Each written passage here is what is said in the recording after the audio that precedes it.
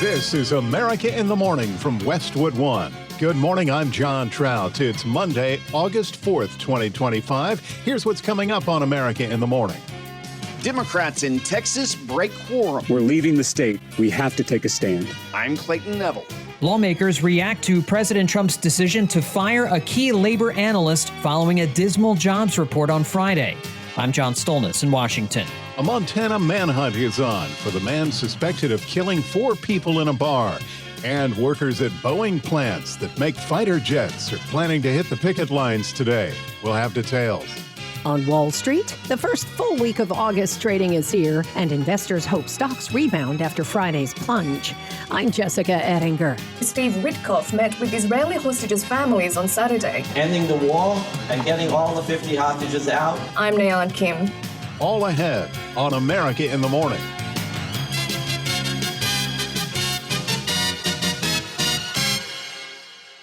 Chaos in the legislature as a group of state lawmakers in Texas are breaking quorum over proposed redistricting that Democrats say is meant to benefit President Trump in next year's midterm elections.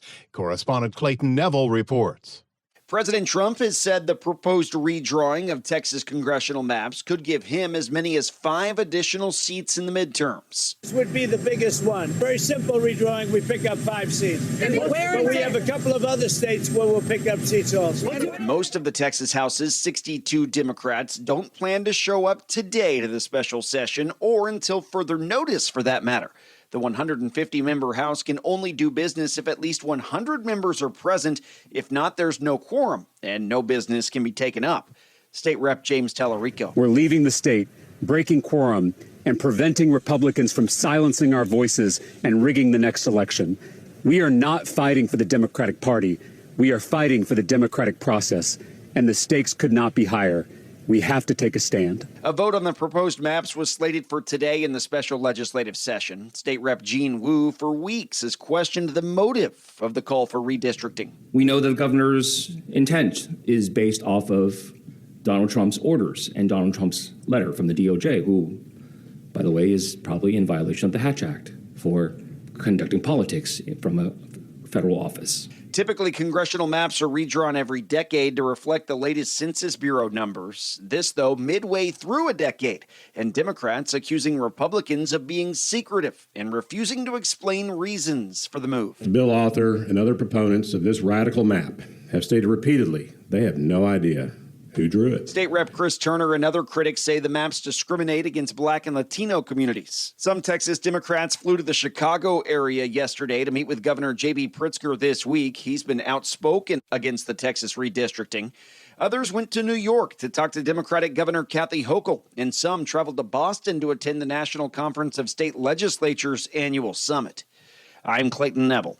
On Friday, President Trump fired the director of the Bureau of Labor Statistics following a weak revised jobs report for April and May.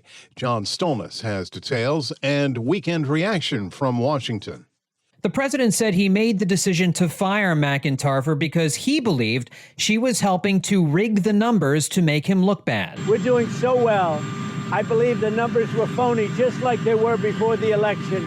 And there were other times. So you know what I did? I fired her. Right. And you know what? I did the right thing. Friday's job report found only 73,000 jobs were added last month, and 258,000 fewer jobs were created in May and June than previously reported.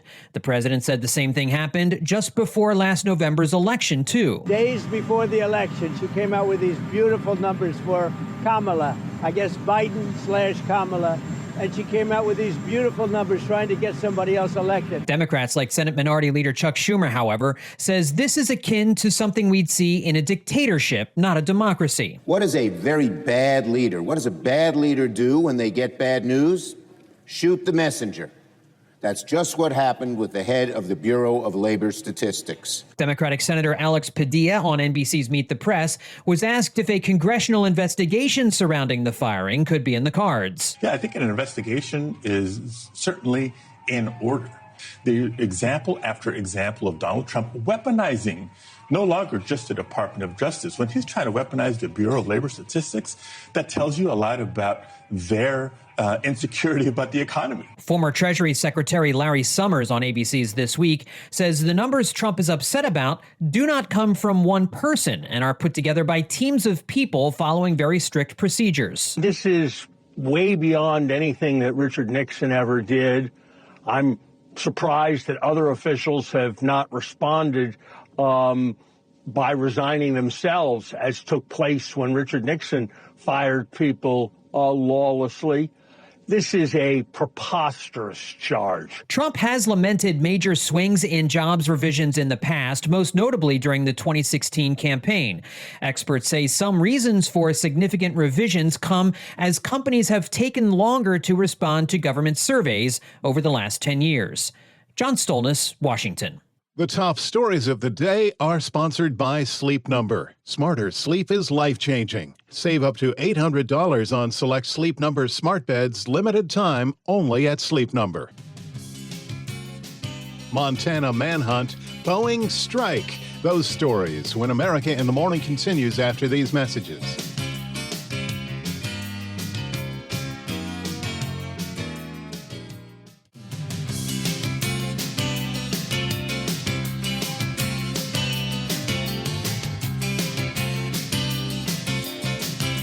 Welcome back, and thanks for listening. This is America in the Morning. Widespread showers continue for the southeast today. Here's AccuWeather.com meteorologist LaTroy Thornton. The new week brings more of the same for the southeast, where rounds of daily downpours have been in place since late last week, thanks to the stalling out of the same front that first brought lower humidity and nice conditions to the northeast and mid-Atlantic. For today, this should bring the highest concentration of torrential downpours to an area from the Florida Panhandle eastward through the Georgia coastline and northward toward the North Carolina-Tennessee border. Areas that simply do not need more rain, but may end up with 4 to 8 inches of rain counting from last Friday through tomorrow.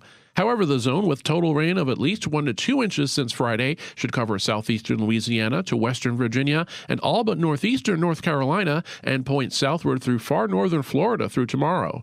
This is all unrelated to Tropical Storm Dexter, which formed well off the southeast coast late Sunday evening and will move away over the open Atlantic.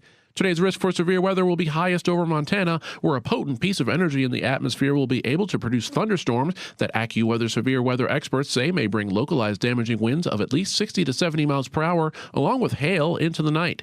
Another corridor with the potential for strong storms extends southward from the western Dakotas toward the far western Oklahoma Panhandle later today. Additional coverage of more general storms will include the eastern Dakotas, much of Minnesota, and point southward toward the Omaha area. Storms also build from central Illinois to central Kentucky today, with areas of haze and reduced air quality from thicker smoke from fires both over southern California and from the northeast and Great Lakes to the mid-Atlantic. In Dexter, Missouri, expect a mix of sun and clouds today with a high of 85. For Great Falls, Montana, any sun gives way to a strong afternoon thunderstorm, the high 82. I'm AccuWeather.com meteorologist LaTroy Thornton.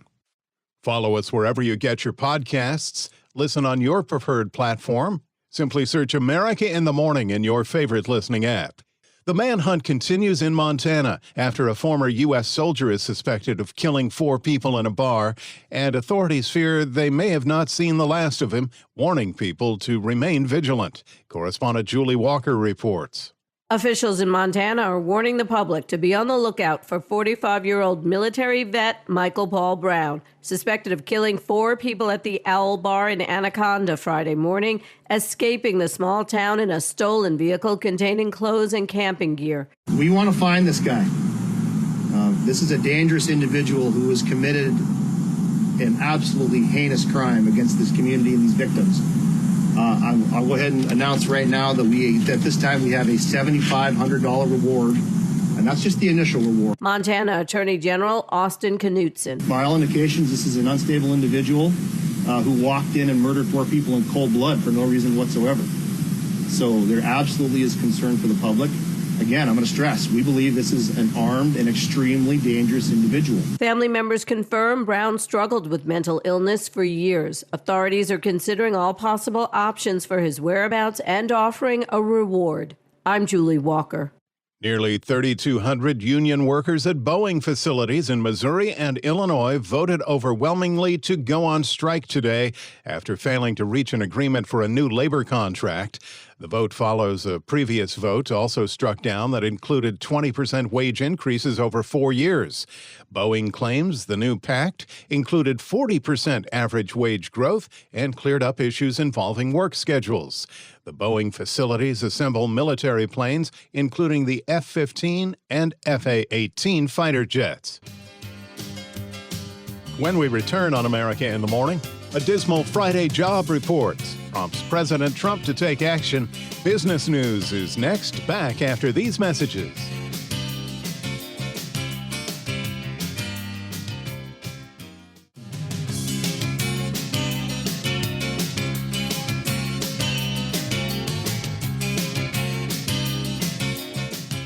Welcome back. This is America in the Morning. It's the start of the first full week of the new month on Wall Street. Here's CNBC's Jessica Ettinger. Wall Street opens this morning after a losing start to August last Friday. Investors rattled over many issues from jobs to tariffs, and the Dow plunged 540 points.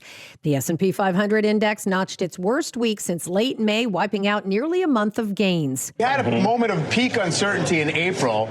We got to a moment of peak perceived certainty based on, hey, we're going to have this settled around 15% pretty soon. And then things changed, didn't they?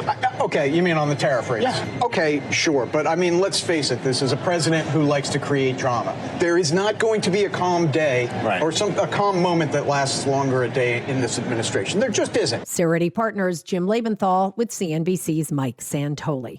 President Trump, before the weekend started, moved to fire the Commissioner of Labor Statistics because he didn't like the weak jobs numbers for July. The president taking to social media saying he's moving forward with the firing of Dr. Erika McEntarfer, not a household name in Washington, but she is the commissioner of the Bureau of Labor Statistics. The president saying, I was just informed that our country's jobs numbers are being produced by a Biden appointee. Now, our Megan Casella has talked with folks at the White House, an administration official telling her the president believes he 100% has the legal authority to conduct this firing. The president accusing this official of political bias and saying that she's been putting her thumb on the scale for far too long. CNBC's Eamon Javers. Investors are worried the labor market may have finally cracked. For real, a very weak July jobs report plus drastic revisions lower to earlier reports. 73,000. 73,000, that would be the lightest rate of the year. The revisions, here's a biggie. The 2-month revision, minus 258,000. That is a biggie. CNBC's Rick Santelli. The unemployment rate ticked up to 4.2%. CNBC senior economics reporter Steve Leisman says it's not the government hiring is slow to a crawl after DOGE. It's U.S. businesses that are holding back. I think the private sector, I don't have the number in front of me, was something like 78,000 last month. That was revised down to 3,000. Whoa. So we can say at this moment, the job market is substantially weaker than we believed. Investors also rattled Friday by President Trump's new higher tariffs on more than 60 countries, including 35% tariffs for American businesses bringing goods in from Canada, including home builders. Many use a lot of Canadian lumber, which could make new homes even more expensive. On today's watch list, earnings are coming from Palantir. We get the latest on factory orders. Wendy's and Netflix teaming up to offer food promoting the Netflix series Wednesday, including a Raven's Blood Frosty. The series returns on Wednesday. CNBC's Jessica Ettinger. A sticky mess all over a Pennsylvania highway. That's when America in the Morning continues after these messages.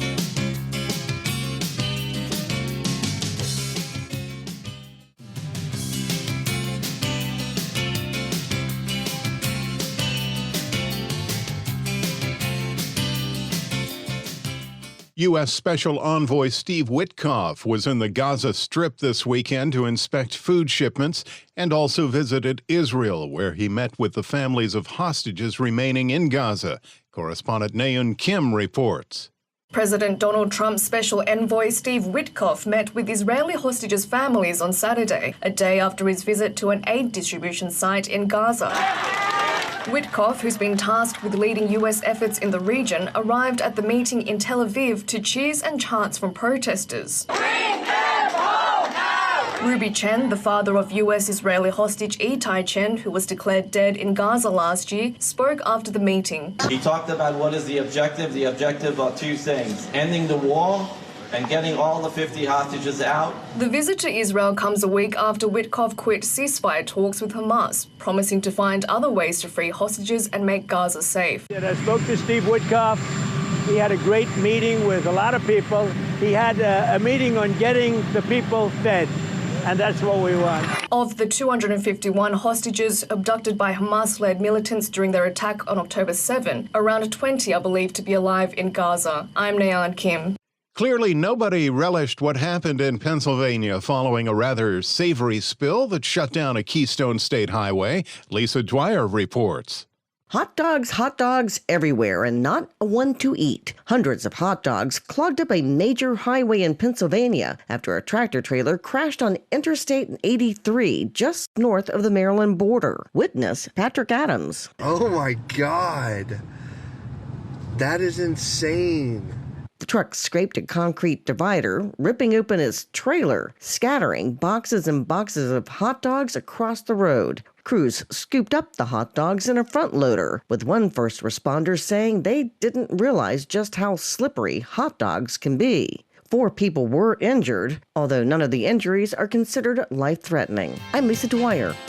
America in the Morning for Monday, August 4th, 2025 is produced by Jeff McKay. I'm John Trout. This is Westwood One.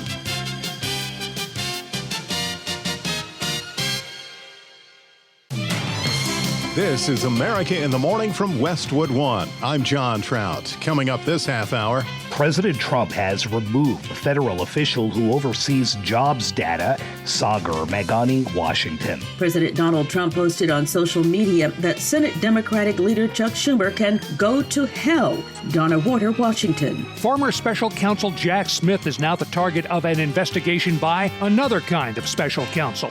I'm Rich Johnson. The Trump administration denying claims made by his senior administration official. I'm Clayton Neville. Your Amazon Ring camera may have been hacked. I'm tech correspondent Chuck Palm. Sports with Robert Workman, and WKRP in Cincinnati loses one of its cast members. Back after these messages.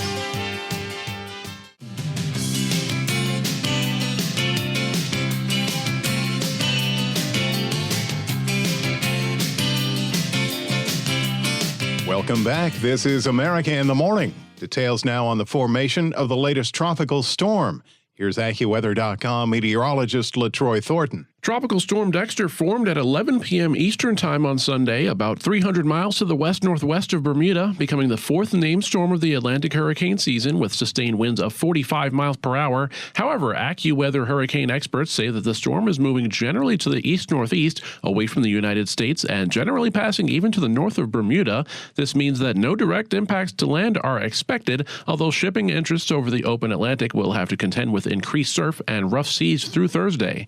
In terms of weather affecting the continental U.S., today brings yet another day of wet weather for the southeast as an old front remains generally stalled over the region near the Gulf Coast. This will be the focus for more enhanced rainfall today in the form of downpours that will continue to present the risk for flash flooding through at least tomorrow, especially for much of northern Florida, southeastern Alabama, central and southern Georgia, and the high ground along the Tennessee-North Carolina border.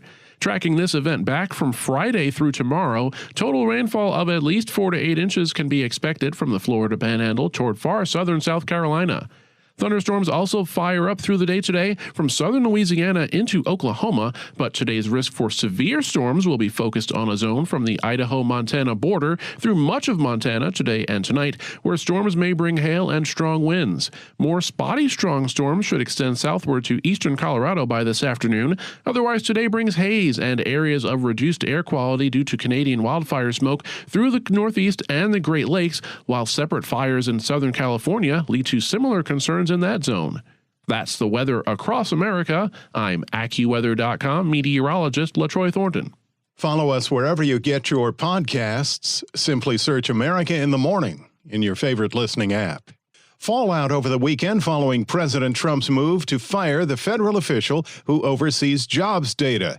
As Washington correspondent Sagar Meghani reports, the move brought strong rebuke from Democrats, including Connecticut Senator Chris Murphy, but the president remained steadfast that there were questions as to the accuracy of the numbers released by the Bureau of Labor Statistics. Donald Trump just fired the director of the Bureau of Labor Statistics because he wants to rig the numbers about our economy. The economy is not good, and today the jobs report confirmed that. We're doing so well.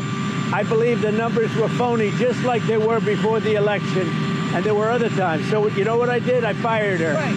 And you know what? I did the right thing. President Trump has removed the federal official who oversees jobs data after a dismal July employment report. You have to have honest reports, and when you look at those numbers, or when you look at just before the election, and then after the election, they corrected it by 800,000 or 900,000 jobs. Yeah, I would say. The report showed hiring sharply slowed last month and was far weaker in May and June than previously reported. The president says the figures were rigged to make him look bad and ordered that Bureau of Labor Statistics Chief Erika McEntarfer be fired. I think her numbers were wrong, just like I thought her numbers were wrong before the election.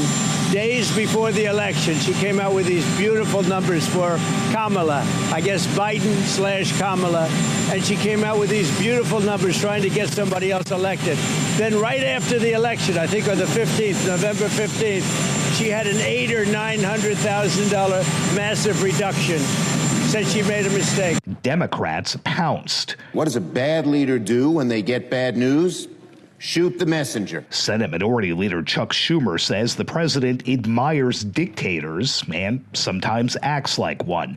McEntarfer was a Biden appointee who won Senate confirmation 86-8. Now, Vice President J.D. Vance was among those voting for her. Sagar Meghani, Washington. President Trump has harsh words for Chuck Schumer as the Senate leaves Washington for its summer recess without advancing presidential nominees. Correspondent Donna Warder reports Trump's not the only Republican who's slamming the Senate minority leader for holding up the president's nominations. I referred to this, Mr. President, as a historic level of obstruction. And I mean it. President Trump is the only president on record to not have a single one of his civilian nominees confirmed by unanimous consent or voice vote at this point in his presidency. The only president on record. President Donald Trump posted on social media that Senate Democratic leader Chuck Schumer can go to hell after the Senate left Washington Saturday night without a deal to advance dozens of Trump's nominees. At a news conference, Schumer said Trump's picks are not qualified. In a fit of rage, Trump threw in the towel, sent Republicans home, and was unable to do the basic work of negotiating. Republicans say they may try to change Senate rules when they return in September to speed up the pace of confirmations. Under these Senate Democrats and Chuck Schumer, from 57% to zero, not a single one, not a single nominee of Donald Trump's have been confirmed by voice vote or by unanimous consent. We can't continue this way, and if we try, we're going to have the deep state basically running our federal agencies and departments. If there's anything that we've learned in the last few years, months, and especially the last few days, it's that we don't want that. Schumer says Republicans need to negotiate. We should be working together on legislation to get things done for the American people. That's the way to go. Not changing the rules, because when they change the rules, they say only we're going to decide what's good for the American people. And every time they do that, the American people lose. Donna Warder, Washington. A prosecutor who led an investigation against Donald Trump after his first term is now the target of a special counsel. Details from correspondent Rich Johnson. It was the summer of 2023 when special counsel Jack Smith, after 2 years of work, unsealed indictments against the then former president. Charging Donald J. Trump with conspiring to defraud the United States, conspiring to disenfranchise voters, and conspiring and attempting to obstruct an official proceeding. Charges that Trump immediately branded political. This is a persecution of a political opponent. This was never supposed to happen in America. Both of Smith's cases against Trump over the January 6th siege and mishandling of classified documents were dismissed or paused after Trump won last year's election. Now the Office of Special Counsel confirms it's investigating allegations that Smith's inquiries constituted political activity.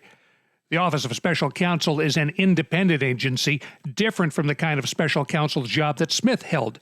Very different these days, according to Democrat Connecticut Senator Richard Blumenthal. The Trump administration is trying to turn the Office of Special Counsel into a political weapon. As opposed to what the office is supposed to be. The objective, independent, investigative arm in the public interest. Blumenthal's comments courtesy of ABC. It's not clear what the basis may be to claim that Smith's work was political or that he violated the Hatch Act, which banned some federal officials from engaging in political activity. It was the agency now investigating Smith, the Office of Special Counsel, which found that 13 senior officials of the first Trump administration did violate the Hatch Act. I'm Rich Johnson. When we return on America in the Morning, Judge Janine confirmed, and Amazon Ring camera owners see more than they ordered after these messages.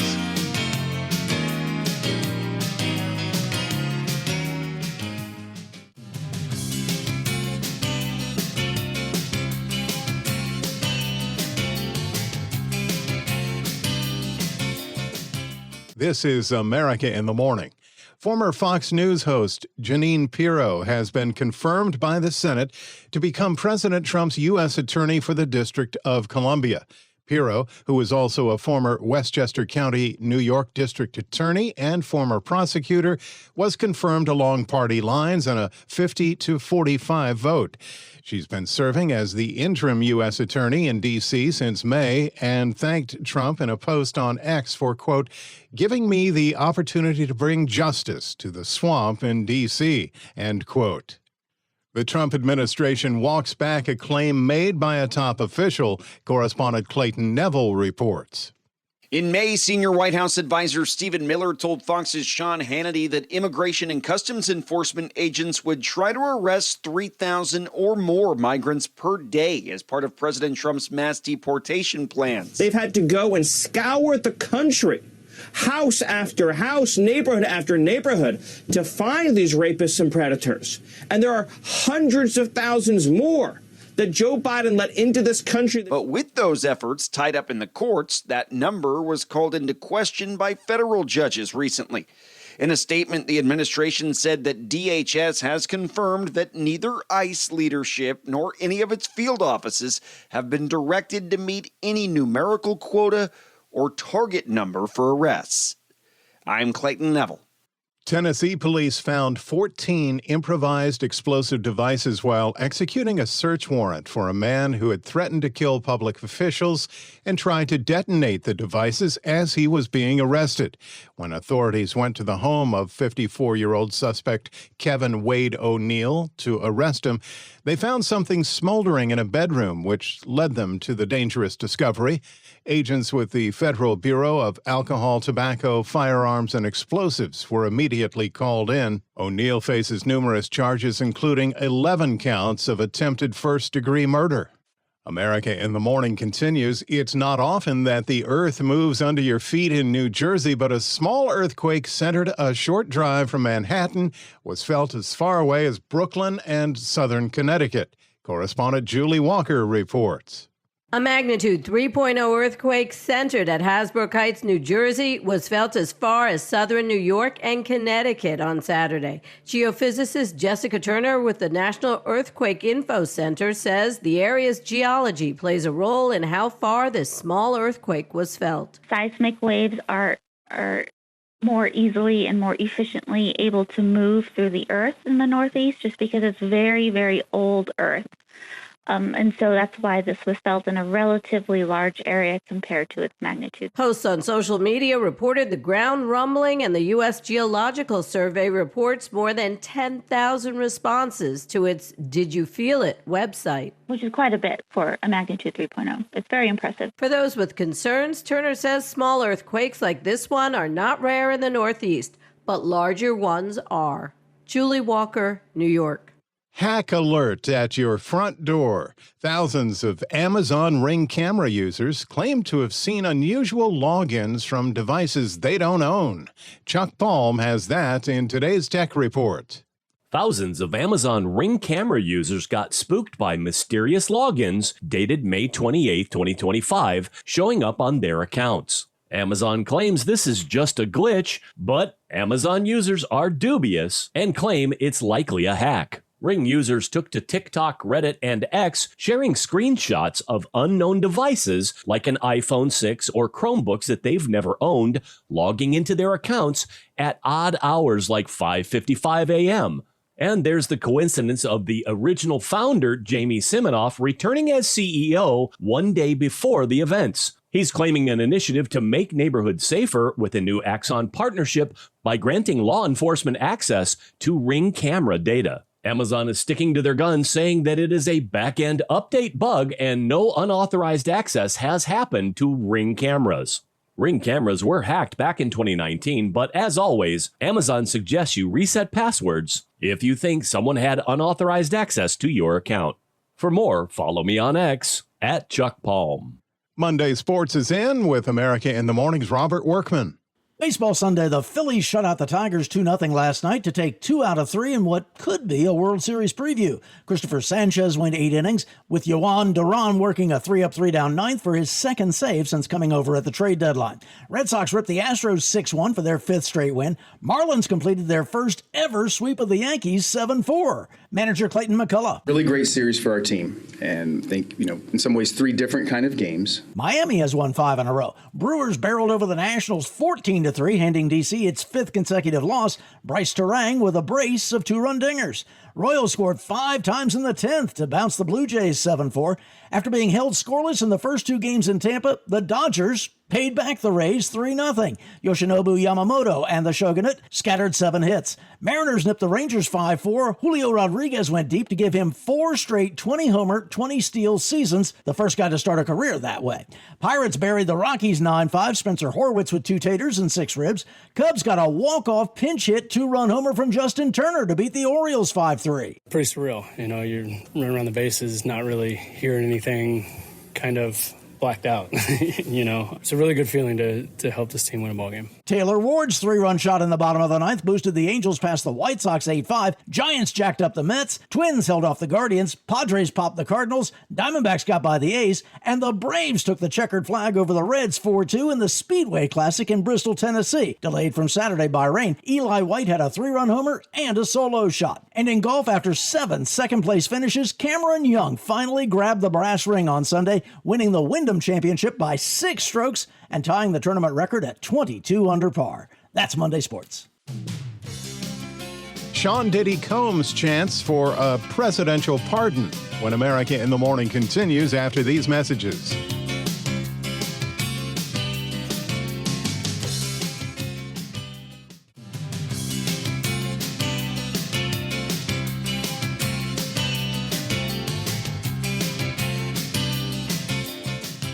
This is America in the Morning.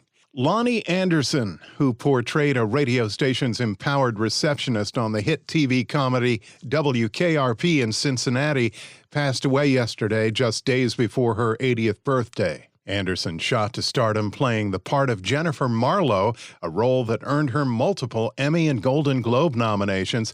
She would soon after marry acting legend Burt Reynolds before their divorce in the 1990s. Anderson died of a prolonged illness in Los Angeles. A presidential pardon for disgraced music mogul Sean Diddy Combs does not appear to be in the offing. Kevin Carr explains. It has been a month since Sean Diddy Combs was acquitted on racketeering and sex trafficking. However, because he was convicted on 2 counts of transportation to engage in prostitution, he remains in jail before sentencing. In the meantime, Combs has been trying to find a way he can be released. One strategy is the chance of a presidential pardon. During a press conference back in May, President Trump seemed open-minded. He used to really like me a lot, but I think when I ran for politics, that relationship busted up. However, over the weekend, in an interview with Newsmax, the subject came up again. Well, he was essentially, sort of half innocent. Yes. I don't know what they do. He's still in jail or something, but I was very friendly with him. I got along with him great. He seemed like a nice guy. I didn't know him well. The possibility of a pardon, though, seems to have diminished, although not entirely. When you knew someone and you were fine, and then you run for office and he made some terrible statements. So I'm being honest. It makes it more difficult to do. But more likely a no for Combs, I would say so. Combs' attorney, Mark Agnifilo, spoke to Variety this week and said he was not involved in seeking a presidential pardon. Instead, he was focused on pursuing a release because Combs was convicted under the Mann Act, which is generally used against those who run prostitution rings rather than those who use them. Combs faces up to 20 years in prison. He will be sentenced on October 3rd. I'm Kevin Carr. Pope Leo XIV yesterday led a final mass in Rome attended by more than 1 million Catholic youths, a massive jubilee event marking the end of a week-long encounter with the next generation of the faithful. Correspondent Naum Kim reports. Colourful performances, Christian rock concerts and confessionals offered by 1,000 priests, all in the name of God. An estimated 1 million young Catholics poured into a vast field on Rome's outskirts for the weekend highlight of the Vatican's Holy Year. The faithful danced with nuns, sang songs and traded T-shirts as they waited for the main event, an evening vigil led by Pope Leo XIV. I came to Jubilee to see the history in Rome and to get to know people from multiple different countries. The first American Pope arrived to cheers as the sun set over the Tor de Vergata field and greeted the crowd from his open-topped Popemobile. Carrying the Pilgrim's Cross to the stage, the pontiff led an evening vigil, marking his first big encounter with the next generation of Catholics. Las relaciones humanas. He'll return to the Vatican for the night before coming back for Mass on Sunday morning. I'm Naeun Kim. America in the Morning for Monday, August 4th, 2025 is produced by Jeff McKay. I'm John Trout. This is Westwood One.